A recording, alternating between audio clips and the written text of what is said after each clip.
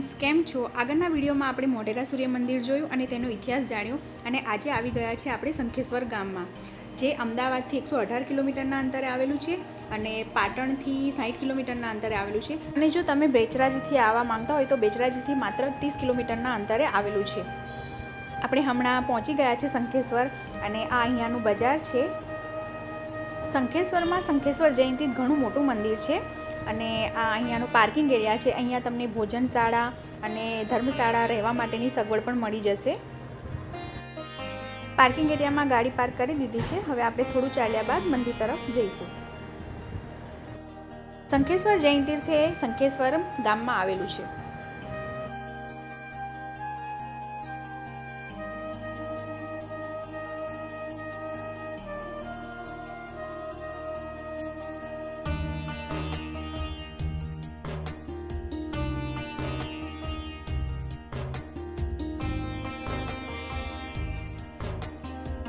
થોડું ચાલ્યા બાદ આપણે હવે પહોંચી ગયા છે મંદિર તરફ. આ મંદિર પરિસરના બહારના દ્રશ્યો છે. આ મંદિરના મૂળ નાયક તીર્થકર પાર્શ્વનાથ છે. વર્તમાન સમયમાં શંખેશ્વર તીર્થ ખૂબ જ પ્રસિદ્ધ પામ્યું છે. અહીં આવતા ભક્તોની મનોકામના પૂર્ણ થાય છે. એવું કહેવાય છે કે આખા ભારત વર્ષમાં ગત 24ની આટલી પ્રાચીન પ્રતિમા ક્યાંય જોવા મળતી નથી. શંખેશ્વરમાં શ્રી પાર્શ્વનાથની જે પ્રતિમા છે તે અગાઉ વિવિધ દેવલોકોમાં પણ પૂજાઈ છે.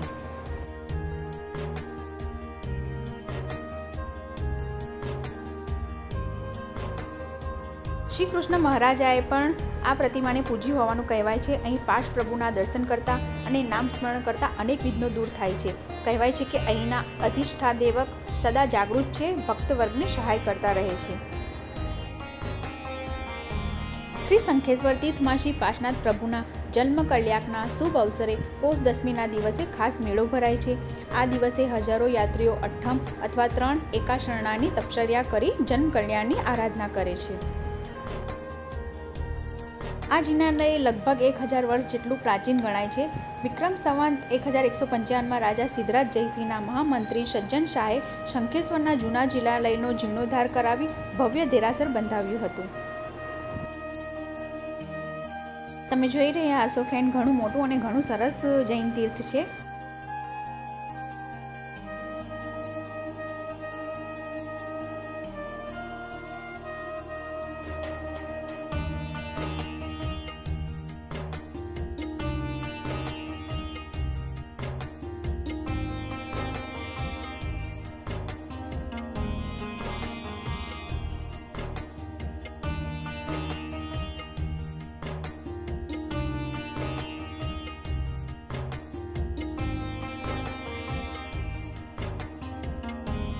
જૈન ગ્રંથોમાં જણાવ્યા પ્રમાણે શ્રી કૃષ્ણે શંખેશ્વરની સ્થાપના કરી હતી.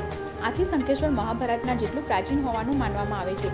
આ ઉપરાંત શ્રી કૃષ્ણે પાર્શ્વનાથની 7 ફણાવણી પ્રતિમાની પણ સ્થાપના કરી હોવાની માન્યતા છે.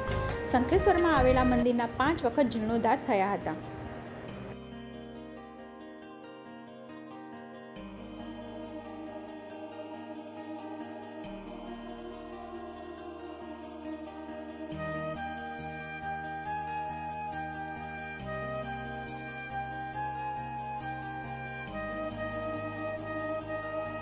અમે દર્શન કરી લીધા છે, પરંતુ અંદર વિડીયોગ્રાફી એલાઉડ ન હોવાથી અમે વિડીયો લઈ શક્યા નથી.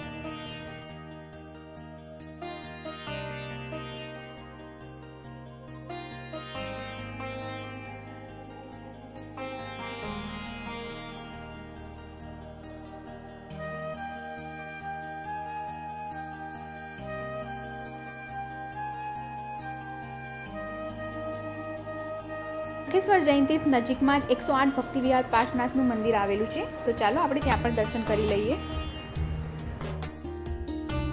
108 પાર્શ્વનાથ ભક્તિ વિહાર તીર્થ જે શંખેશ્વરમાં જ છે.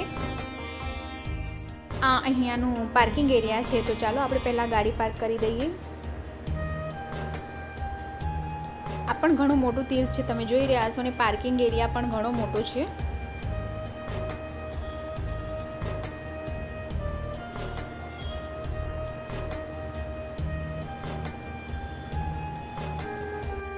તમે સામે જોઈ રહ્યા છો એ કાર્યાલય છે.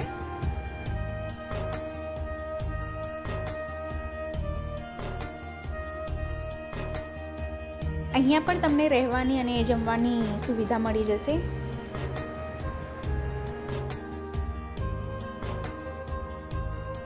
સામે જોઈ રહ્યા એ ભોજન ગૃહ છે.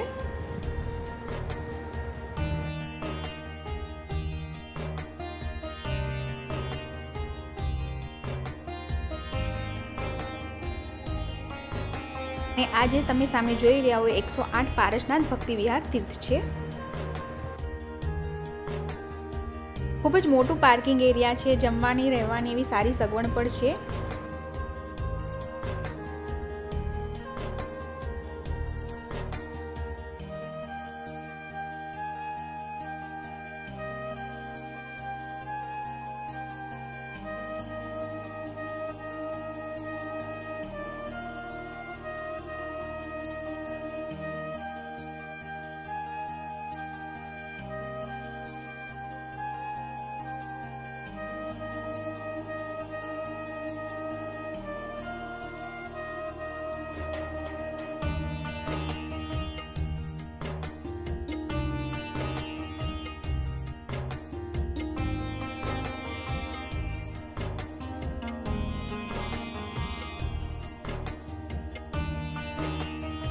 આ તમે સામે જોઈ રહ્યા હોય અતિથિ ગૃહ છે.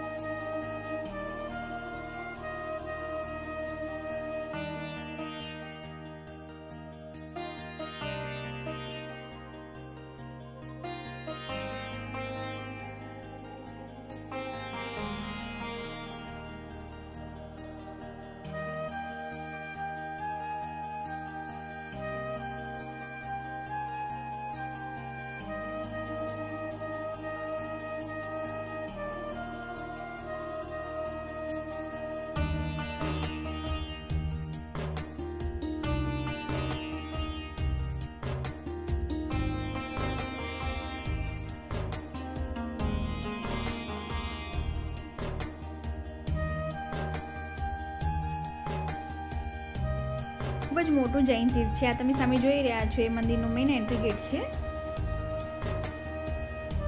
ખૂબ જ સુંદર રહેવાની સગવડ અને ભોજનશાળા પણ અહીંયા આવેલી છે.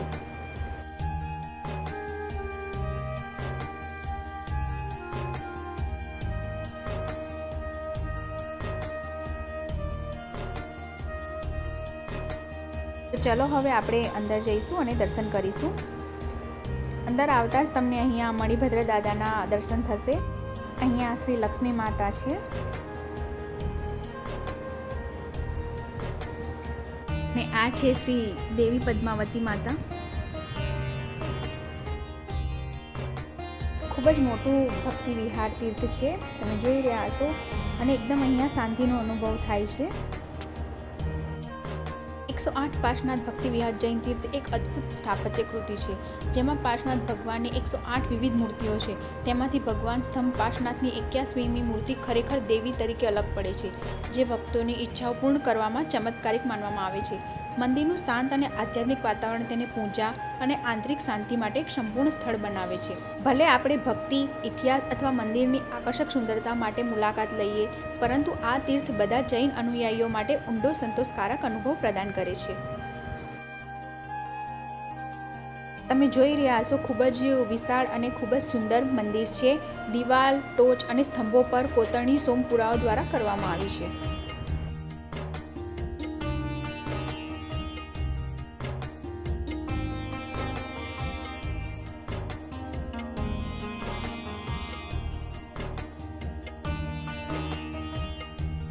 સામે નાની ડેરીઓમાં 108 પારસનાથની સુંદર પ્રતિમાના દર્શન થઈ જશે.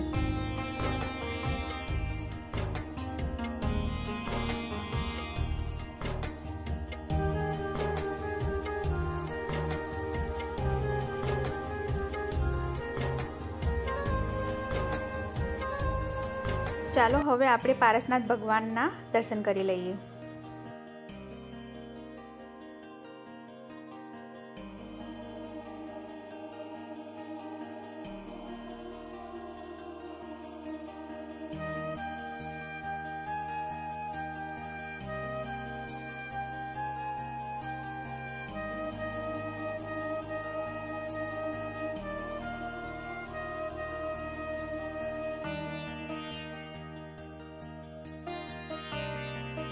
દર્શન કરીને હવે આપણે બહાર આવી ગયા છીએ.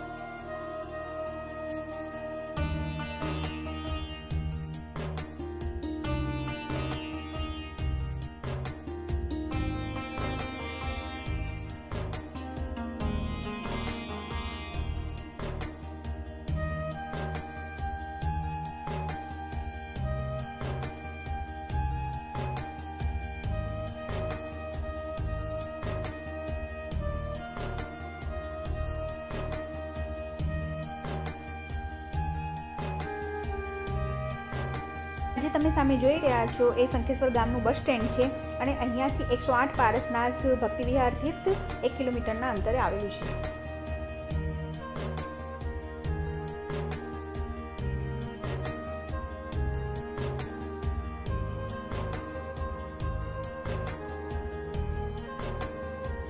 તો ફ્રેન્ડ્સ, આજના વિડીયોમાં આપણે શંખેશ્વર જૈન તીર્થના દર્શન કર્યા અને ત્યાં નજીક આવેલા 108 પારસનાથ ભક્તિવિહારના દર્શન કર્યા. મને આશા છે કે વિડીયો ગમ્યો હશે. વિડીયો ગમ્યો હોય તો લાઈક કરજો, શેર કરજો અને કોમેન્ટમાં જય જિનેન્દ્ર જરૂરથી લખજો.